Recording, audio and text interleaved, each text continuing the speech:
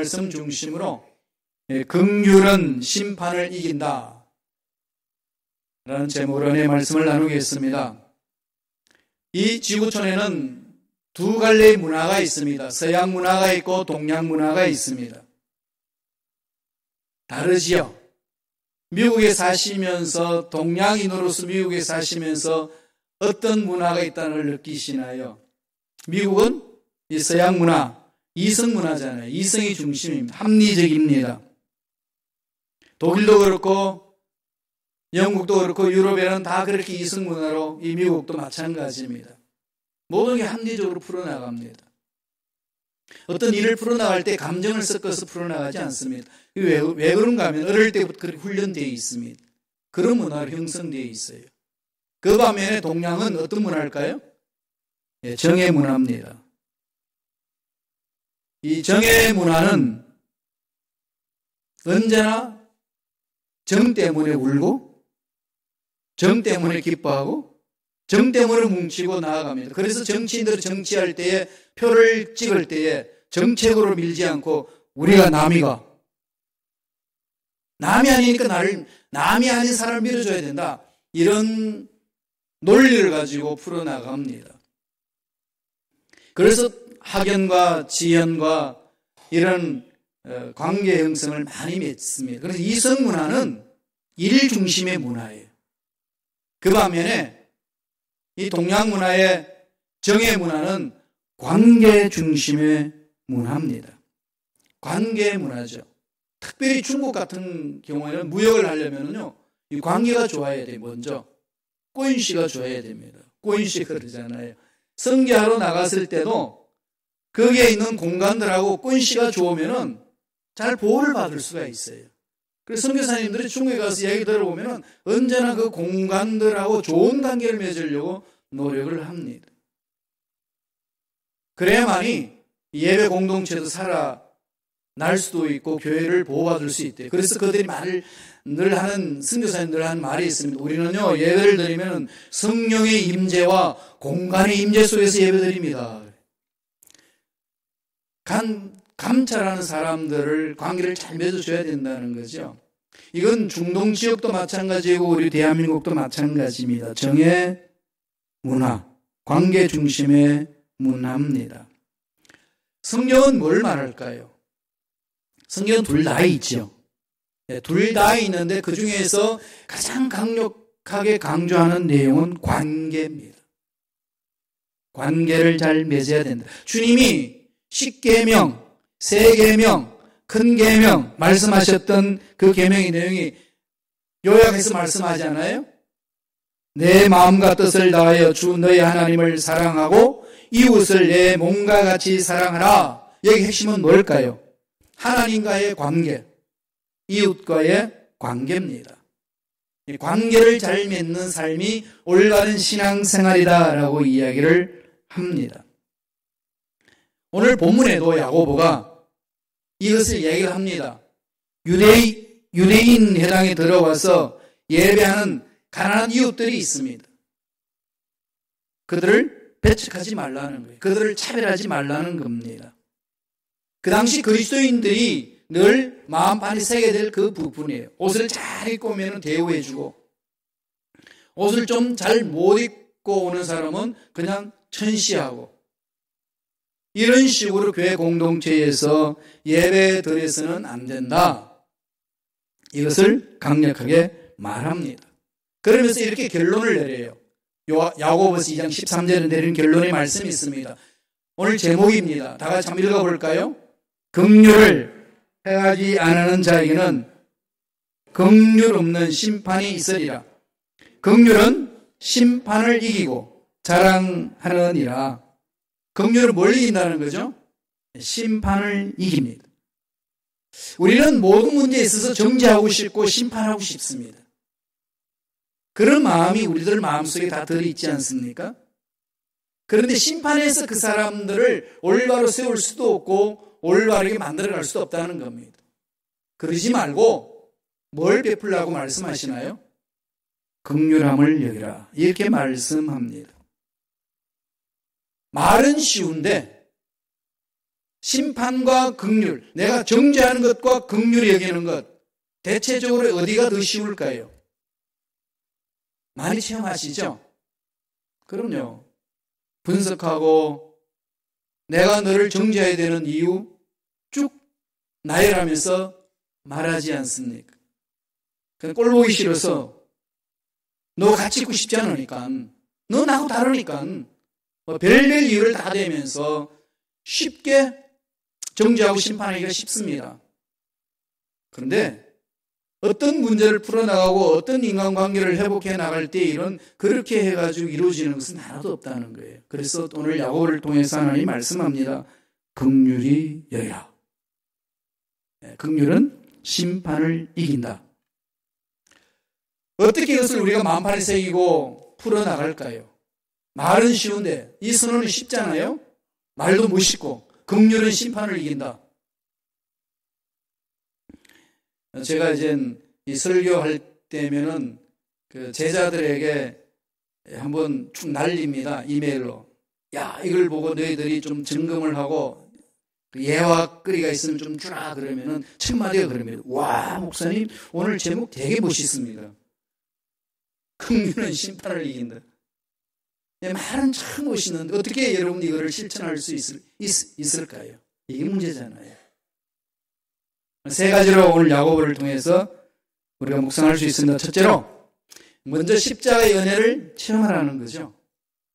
긍휼이 심판을 이기려면 긍휼을 체험해야 합니다. 십자가의 은혜를 체험하지 않으면 긍휼이 어떤 것인지 모릅니다. 말은 쉬운데 실질적인 인간관계 속의 신앙생활 속에 실행하지 못합니다. 그럼 우리 이런 것을 알기 위해서는 예수님이 나를 위하여 어떤 대가를 지불했는지를 아셔야 됩니다. 독생자 예수님이 인류의 모든 죄를 짊어지시기 십자가에 돌아가셨습니다. 하나님은 독생자를 어떻게 하셨죠? 십자가에서 죽였습니다. 몸부림치며 어찌하여 아버지가 나를 버리시니까 그 절규하는 속에서도 침묵을 지켰던 하나님. 무엇 때문에 그렇게 하셨나요? 우리를 살려내시기 위하여. 어마어마한 대가를 하나님은 지불하셨습니다. 어마어마한 대가를 지불하고 우리가 살아났습니다. 놀라운 대가를 지불하고 살아난 우리는 어떤 존재죠? 존귀한 존재입니다. 이 존귀한 존재, 나는 존귀하다는 걸 알면 알수록 나를 어떻게 대할까요? 내가 나 스스로를 존귀하게 여깁니다. 이걸 모르면 내 삶을 존귀하게 여기지 못합니다. 그냥 막 굴립니다. 그냥 막 세상에 던져버리잖아요. 일이 안 풀리고 어렵고 힘들고 그러면 뭐부터 먼저 생각나나요? 죽고 싶은 마음부터 먼저 생기지 않나요? 왜 이런 걸 잘 알까요? 제가 그런 마음을 많이 체험했기 때문에 그렇습니다. 저만 그런 줄 알 때 우리 동료 목사님들한테 물어봤더니 동일하시더라고요. 조영기 목사님한테 물어봤더니 그러시더라고요. 국민일보 막 일으키실 때 너무 힘들고 그 재정 확보하는데 어려우니까 한강을 건너오는데 앞에 기사가 있고 뒤에 있는 한강물을 보니까 한강물이 부르시더라고. 부른다고 그래요. 들어오라고. 그렇게 하나님 계약이 쓰임받는 주의 종의 마음에도 정말로 어떤 절망 같은 문제를 느끼면은 차라리 죽는 게 낫지. 삶이 뭐하냐. 이렇게 그냥 두른다는 거죠. 순간적입니다만은 그런 상황 속에서 이겨낼 수 있는 힘은 뭘까요? 내가 하나님으로부터 존귀한 존재다라는 인정을 받는다는 것. 이런 것 있을 때 이겨낼 수 있는 거 아니겠습니까? 하나님의 사랑을 체험하지 아니하고는 사랑을 실천할 수 없습니다. 교회 공동체는 사랑의 공동체입니다. 사랑의 공동체에 실천할 수 있는 힘은 하나님의 사랑을 체험해야만 합니다. 그 사랑이 얼마나 큰지를 알면 내가 존귀한 거예요. 내가 존귀하면 이웃을 어떻게 대할까요? 남편과 아내를 어떻게 대할까요? 존귀하게 여깁니다. 말 함부로 못합니다. 이게 자기 자신이 존귀함을 알 때 가능한 겁니다. 하나님의 사랑을 체험할 때 가능하다는 거죠. 말씀 볼까요? 야고보서 2장 1절에 이렇게 말합니다. 다 같이 한 목소리를 읽겠습니다. 형제들아, 영광의 주 곧 우리 주 예수 그리스도에 대한 믿음을 너희가 가졌으니 사람을 차별하여 대하지 말라. 예수 그리스도에 대한 믿음을 가졌다. 이건 선물이잖아요, 믿음이. 예수님이 십자가에 돌아가심으로 믿는 자마다 다 구원받았던, 그래서 그렇게 믿어서 나도 구원받게 하신 그 하나님의 은혜가 임한 것 아니겠습니까? 이걸 날마다 생각하면 감격스러운 거죠. 무슨 은혜인지. 영원히 절에 죽어서 지옥 가야 될 존재가 예수님의 십자가로 인해서 살아났고 새 생명을 얻었고 천국에서 영원히 살 수 있다는 그 은혜를 체험했습니다. 생각하면 할수록 어떠죠? 감격스럽지 않나요? 신앙생활 하시면서 내가 구원받아 하나님 감사합니다. 이 감격이 없었더라면요, 없는 분이라면요, 신앙생활 다시 시작하세요. 틀린 겁니다. 십자가의 은혜 감격이 없으면요, 신앙생활을 못하고 있는 거예요. 이거 그냥 넘기지 마세요. 뭐 다 그런 거지. 아닙니다. 다 그런 거 아닙니다. 십자가 은혜에 감격이 있으셔야 돼요. 예수의 은혜에 구원받았다는 감격. 여기서부터 우리의 신앙은 새로워집니다. 그런 믿음을 가져서는 어떻게 되죠? 사람을 차별하여 대하지 말라. 이런 은혜, 이런 사랑, 이런 긍휼함을 맛보지 못하면 사람 차별하고 사람에 대해서 말을 함부로 하는 것은 쉽습니다. 이 사랑이 내 속에 박혀있지 아니하면, 이 사랑이 내 삶을 주장하지 아니하면, 이 사랑이 내 신앙의 뿌리를 잡고 있지 아니하면 10년, 20년, 30년, 50년 신앙생활에도 언제나 원점이에요. 자연인 상태에서 삽니다. 교회 생활은 익숙한데 예수를 몰라요. 그럴 때 하나님 심판 앞에 있으면 하나님 뭐라고 그러겠습니까? 너 누구냐? 주님, 내가 예수님 이름으로 일도 했고요, 이런 헌신도 했습니다. 도대체 난 네가 누군지 모르겠다. 이건 내가 하는 말이 아니고 성경에서 그런 일이 일어난다고 말씀하고 있습니다. 왜 그럴까요? 신앙생활을 한다고 하면서 종교생활을 했지 예수님을 만나본 체험이 있기 때문에 그렇습니다. 이건 나도 망치고 너도 망치고 공동체도 망칩니다. 이건 철저하게 자기 자신을 돌아봐야 될 부분이에요.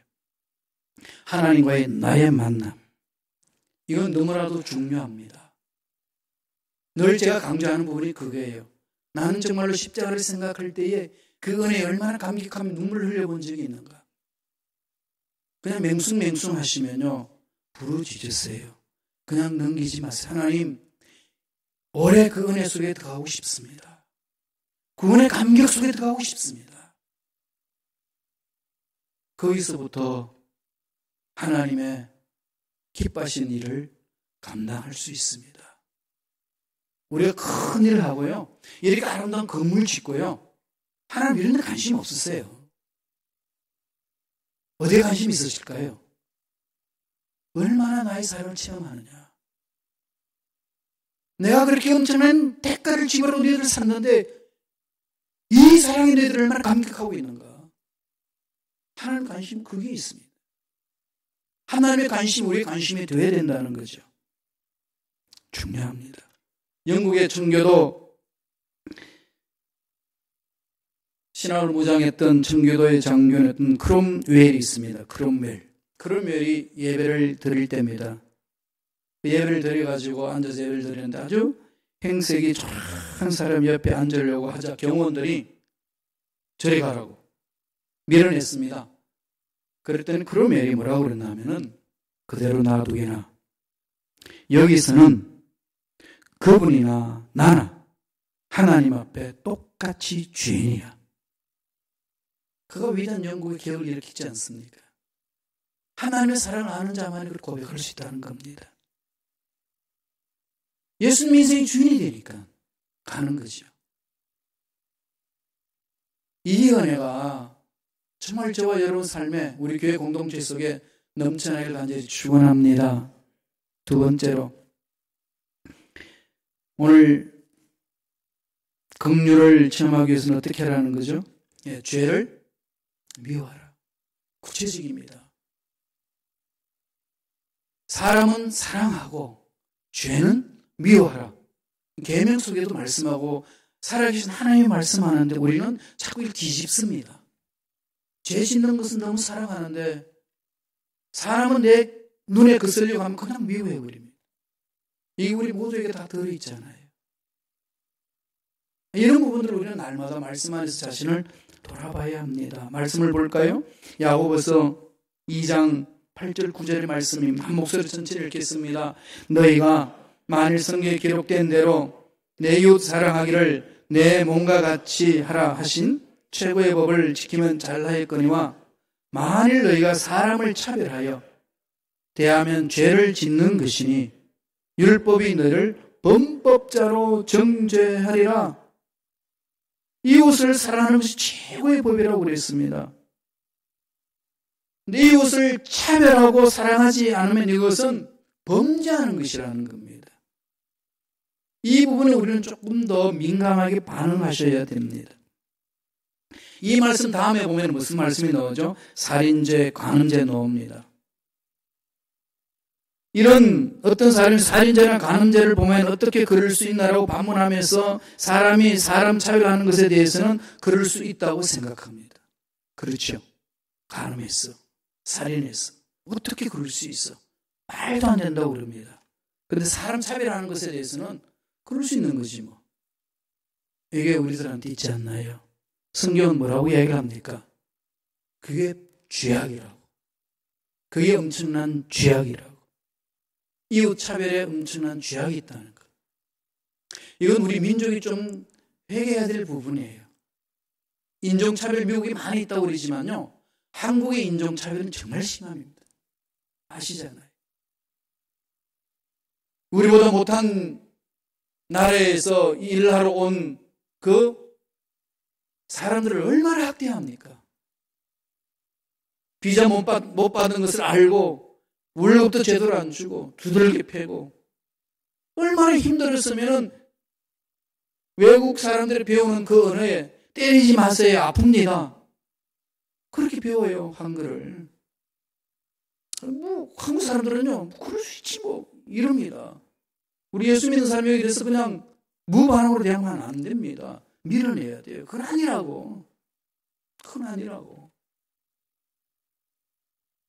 정말로 우리들은 말씀 안에 서서 이 말씀 안에서 벗어나는 것들을 미워해야 됩니다. 죄악을 미워하라고 그랬습니다. 사람을 미워하라고 그러지 않고 죄악을 미워하라고.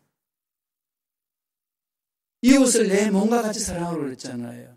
하나님의 사랑이 내가 체험되어져야 내가 내 존귀함을 압니다.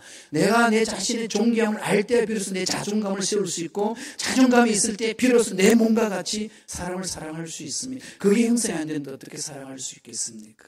허물어지는 거죠. 기초가 안 이루어지면 다 허물어지고 맙니다. 여러분 이웃을 어떻게 사랑하시나요? 누가 이웃인가요? 주님이 그 바리새인들한테 그랬습니다. 누가 이웃이냐? 제자들한테도 그랬어요. 누가 이웃이냐? 막 할 때 사마리아 사람을 비유로 설명을 해줍니다. 유대인들에게는 사마리아 사람들은 북쪽 이스라엘의 수도가 사마리아고 남쪽 남쪽 나라의 유대의 수도가 예루살렘 남북으로 나눠줬을 때 상황입니다. 사마리아 사람들은 이 아수로가 쳐들어왔을 때에 혼혈족이 되어버렸어요. 이방인들하고. 그래서 남쪽에서 유대인들이 사마리아 사람 볼 때는 저들은 이방인이다 취급했습니다. 개처럼. 그런데다가 바벨론한테 유대가 끌려갔습니다. 끌려가서 다시 70년 후에 돌아왔을 때에 예루살렘 성전을 짓고 성벽을 지을 때에 괴롭혔던 사람이 그 당시 사마리아 사람이었어요. 유대인 동족이었는데 그 두 사건으로 인하여서 유대인들은 사마리아 사람을 이방인처럼 취급해버렸습니다. 같은 핏줄인데도 불구하고. 그런 사건이. 그래서 사마리아인과 상종하지 않습니다. 그래서 주님이 그런 문화적 역사적 배경을 갖고 있는 유대인들에게 누가 이웃이냐고 설명하면서 선한 착한 사마리아인을 이야기를 합니다. 길 가다 강도 만난 사람 아주 묘해요. 레위인 가죠. 제사장 가죠. 이 사람들은요 제사를 드려야 되기 때문에 시체를 보면 제사 못 드립니다. 그러면 자기 제사를 드리기 위해서 자기 업무에 충실하려면 시체 근처로 가지 말아야 됩니다. 그러면 지금 강도 만나가지고 죽어가는 사람 죽었는지 살았는지 모르잖아요. 혹시 가가지고 돕겠다고 가가지고 만지면 시체면 그날 일을 못합니다. 그러니까 어떻게 보면은 지극히 제사를 드리기 위해서 자기 일에 충실한 사람이라고 볼 수 있는 거예요. 그 시대 가치관으로. 그래서 그냥 갔습니다. 그리고 나서 사마리아인 사람이 개처럼 취급받는 그 사람이 그를 끌어안고 여간에 재워주고 치료받게 하고 살 수 있도록 돈까지도 줍니다. 그러면서 주님이 묻습니다. 누가 이웃이냐? 누가 이웃이냐? 그 당시 유대인들은 사마리아인은 개입니다. 이웃이라고 생각하지 않았습니다. 레위인과 제사장은 자기 해야 될 일을 하러 갔기 때문에 충분히 이유를 댈 수 있습니다. 근데 주님은 뭐라고 그러죠? 평가는? 그들 이웃 아니다. 그럼 무엇 때문에 레위인과 제사장은 그런 일을 하려고 목숨 바쳤을까요? 하나님 앞에 칭찬 못 듣는데. 이건 우리를 돌아보게 하는 말씀 아니겠어요? 우리가 무엇 때문에 교회 공동체에서 열심히 헌신하고 일을 하는 거죠? 하나님이 나중에 결론 내릴 때 난 너 모른다. 이 소리 들으려고 우리가 시간 바쳐, 돈 바쳐, 마음 바쳐 열심히 교회 공동체에서 일하시나요? 돌아봐야 되겠죠. 아버지의 마음을 아는 것이 그렇게 중요합니다. 그래서 본문은 뭐라고 그러죠? 너희들이 무시했던 그 사마리아 사람이 이웃이야. 아버지 마음을 아는 자야. 가난한 자를 너희들은 무시했지만은 하나님은 그들의 마음을 품고 있는 거야. 그게 이웃이야. 네가 미워하는 사람. 이웃을 수용해야 되잖아요. 우리가 동양인들이 외국인들하고 결혼하는 거 많이 이렇게 꺼림직하잖아요. 그 중에서도 외국인들 중에는 백인 그러면 그래도 꺼림직하면서도 수용을 해줍니다. 흑인이다 그러면은 쌍손 들고 여러분 반대하지 않나요? 그게 우리 마음이잖아요. 그렇죠. 이건 좀 돌아봐야 쉬운 문제는 아니에요. 돌아봐야 됩니다. 그만큼 우리는 세상 가치관에 길들여져 있어요. 우리 민족에서 바라보는 그 가치관에 의해서 내가 길들여져 있는 것이 얼마나 많은지 모릅니다. 야고보 오늘 2장 2절에 이렇게 말합니다. 다 같이 읽어보겠습니다. 한 목소리 읽습니다. 만일 야고보서 2장 2절 말씀 다 같이 읽어볼까요? 자막이 안 뜨네요. 제가 읽어드릴게요. 만일 너희 해당에 금가락지를 끼고 아름다운 옷을 입은 사람이 들어오고 또 남루한 옷을 입은 가난한 사람이 들어올 때에 어떻게 하겠냐고 묻는 거예요. 여러분 어떻게 하실래요? 거지가 들어오고 있어요. 예배 드리는데. 제일 앞자리에 앉히시겠어요? 아니면 제가 뒤에 그냥 저기 앉아있다 가라고. 그러시겠어요? 말은 쉽죠. 그죠? 아니면 내 옆에 이게 냄새나지만 내 옆에 앉으시라고. 네, 그냥 주여 절로 나오죠. 2장 4절 한번 볼까요? 야고보서 2장 4절 이렇게 말씀합니다. 다 같이 읽겠습니다. 너희끼리 서로 차별하며 악한 생각으로 판단하는 자가 되는 것이 아니냐. 악한 생각으로. 그죠? 악한 생각으로. 이런 건 우리가 싸워야 돼요. 신앙생활은요, 이런 악한 생각과 싸우는 겁니다. 옆에 있는 사람 내 마음대로 안 한다고 싸우는 게 아니고요. 악한 생각하는 겁니다. 야고보서 2장 8절 9절의 말씀은 아까 우리 봤듯이 그랬잖아요. 그냥 성경에 기록된 대로 서로 사랑하고 내 몸과 사랑은 참 좋다. 그런데 차별하여야 하는 건 이미 죄를 범했다. 너희들이 좋아하는 사람끼리 좋아하면 그건 예수 믿는 사람이든 안 믿는 사람이 동일하다. 그러면서 무슨 예수님의 사랑이 그 속에 있다고 이야기하냐. 이렇게 반문하는 겁니다. 마지막 세 번째. 긍휼을 어떻게 하려는 거죠? 베풀라는 겁니다. 우리 긍휼을 베풉시다. 불쌍히 여기는 거죠. 내가 하나님으로부터 불쌍히 여김을 받아서 구원받았잖아요. 불쌍히 여기셔야 돼요. 이 김 목사요, 불쌍히 여기주세요. 알고 보면 불쌍한 존재예요. 몰라서 그렇지. 우리가 서로 불쌍히 여기는 거지. 긍휼히 여기는 겁니다. 야고보서 2장 12절, 13절 우리 다 같이 한 목소리 천천히 읽습니다. 너희는 자유의 율법대로 심판을 받을 자처럼 말도 하고 행하기도 하라. 긍휼을 행하지 아니하는 자에게는 긍휼 없는 심판이 있으리라. 긍휼은 심판을 이기고 자랑하느니라. 왜 그럴까요? 긍휼은 하나님의 사랑을 체험하는 거니까. 하나님이 나를 긍휼히 여기시고 불쌍히 여기는 거 체험하시니까. 우리가 하나님이 긍휼하심을 주시지 아니하신다 우리에게. 우리 하나님 긍휼을 입지 아니하신다면 이 자리에 앉을 수 있을까요?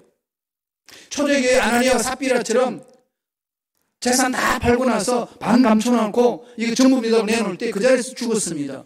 만약에 그런 일이 우리 교회 공동체 일어나면 여기 몇 명 앉아 있었겠어요? 이렇게 외침 있는 김 목사는 지금 설교하다 어떻게 하겠어요? 끔찍하죠. 하나님이 불쌍히 여기주니까, 하나님이 긍휼히 여기주니까 이렇게 막 큰소리 치고 있는 거 아니겠어요?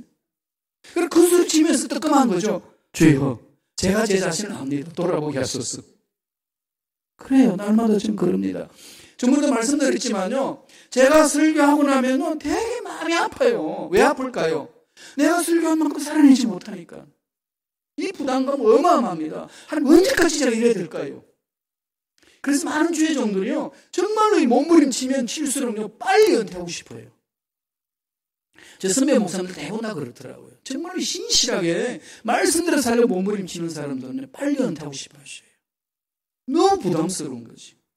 이게 65세가 되고 이러면 좀 이렇게 성숙해가지고 이겼다 이렇게 나와야 되는데 가도 한이 없으니까 너무 고통스러운 거죠. 그럴 때 저와 여러분들이 마음판에 써야 될 것은 긍휼히 여기는 것. 긍휼은요, 하나님의 속성입니다. 죄인인 우리를 불쌍히 여기주고 살려주실 때 쓰는 말을 긍휼히 여긴다, 그 말이에요. 그리고 긍휼을 행하지 않은 자에게는 긍휼 없는 심판이 있다, 딱 결론 내려버리잖아요. 그러므로 긍휼은 심판을 이긴다, 영원한 역사의 말씀을 하시는 거죠. 제가 질문할게요. 한번 답해 보세요. 지구상에서 영원히 사실 분 계실까요? 아무도 없죠. 인간 사망률 어떻게 되죠? 100%예요. 그렇죠? 영원히 못 삽니다. 언젠간 다 죽습니다. 안 죽는 것처럼 살지만 언젠간 죽습니다. 그리고 실제로 다 죽습니다. 시간 문제지 다 죽습니다. 죽은 다음에 끝나는 게 아니라 하나님 앞에 서야 합니다. 성경은 히브리서 9장 27절에 한 번 죽는 것은 사람에게 정해진 것이요 그 후에는 심판이 있으리라. 이거 원문 보면은요, 한 번 죽는 것이 정한 이치는 것처럼 그것과 마찬가지로 심판이 있다, 이렇게 같은 동급으로 세워놓고 말하고 있어요. 그러니까 죽는 게 당연하지 그것처럼 심판도 당연한 거야, 이렇게 성경은 강조하는 거죠. 이걸 잊지 말라는 겁니다. 하늘 앞에 섰을 때 어떻게 네가 신앙생활에 왔느냐 물으실 건데, 내가 너에게 시간 주고 에너지 줬는데 어떻게 하다가 왔느냐 물으실 건데, 그때 어떻게 할 거냐는 거죠. 이게 저와 여러분이 가장 중요한 부분 아니겠습니까? 긍휼히 여기는 것은 주님이 가르쳐 주신 기도하고 동일합니다. 우리가 우리 죄를 용서한 것 같이 우리 죄를 사하여달라고. 하나님의 사랑을 체험한 자들은 이 긍휼함을 잊고 살 수 있습니다. 이것 없이는, 하나님의 사랑 체험 없이는 결코 긍휼을 내밀 수 못합니다. 그래서 우리가 하나님의 사랑을 체험하면 체험할수록 내 존재가 존귀함을 알게 됩니다. 그래서 나의 자존감이 높아집니다. 자존감이 높은 사람은 다른 사람들도 존귀하게 여길 줄 압니다. 그래서 품위가 있어요. 그리스도인의 품위는 그렇게 형성되는 겁니다. 비록 돈은 없고, 비록 세상에서 위치가 확보한 자리가 없다는 할지라도 하나님의 생명이 있는 그 사람의 삶은 품위가 있습니다. 이게 그리스도인의 품위잖아요. 그리스도인은 천박한 삶을 사는 자들이 아닙니다.